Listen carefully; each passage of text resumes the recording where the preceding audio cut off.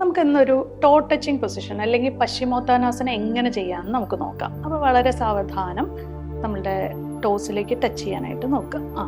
ഇപ്പം എല്ലാവർക്കും പറ്റുന്നൊരു പ്രശ്നമാണ് ഈ അപ്പർ ബോഡി ഇങ്ങനെ കേർവ് ചെയ്തിട്ട് അവരിങ്ങനെ തൊടാനായിട്ട് ഭയങ്കരമായിട്ടുള്ള അധ്വാനം ചെയ്യുക. അപ്പോൾ നമ്മൾ എന്താ ചെയ്യുക, സാവധാനം ഇവിടെ റിലാക്സ് ചെയ്യുക. എന്നിട്ട് bend from your lower back, അതായത് നമ്മളുടെ ഇവിടെ നിന്ന് വേണം പുഷ് കൊടുക്കാൻ. കുറച്ച് സ്പൈനിനെ ഇങ്ങനെ പതുക്കെ പുഷ് ചെയ്ത് ഈ സ്റ്റൊമക്കും തൈസും ആയിട്ടുള്ള ഒരു ബന്ധം നമുക്ക് അവിടെ തോന്നണം. അതാണ് right way of doing to touching എന്ന് പറയുന്നത്. വളരെ ഇത് കഴിഞ്ഞതിന് ശേഷം ശ്വാസം വിട്ടുകൊണ്ട് പതുക്കെ ഇത് ചെയ്യും. ഇനി എത്രത്തോളം നിങ്ങൾക്ക് റീച്ച് ചെയ്യേണ്ട ആവശ്യമില്ല, എവിടെയാണോ നമുക്ക് പിടിക്കാൻ സാധിക്കുന്നത്, പക്ഷെ എങ്ങനെ, ഹൗ യു ആർ റീച്ചിങ് എന്നുള്ളതാണ് അവിടെ ഇമ്പോർട്ടൻറ്റ്.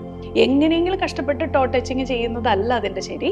നമുക്ക് എങ്ങനെയാണ് അവിടെ നിന്ന് കറക്റ്റായിട്ട് പോവുക എന്നുള്ളതാണ് ടോ ടച്ചിങ്ങിൽ നമ്മൾ ശ്രദ്ധിക്കേണ്ടത്. ഇനി തല പതുക്കെ നമ്മളുടെ കാലിലേക്ക് ശ്രദ്ധിച്ചതിന് ശേഷം സ്ട്രെയിൻ ചെയ്യാതെ ഇത് അവർക്ക് സുഖമാണോ എന്നുള്ളത് നമ്മൾ ചോദിച്ചു നോക്കുക.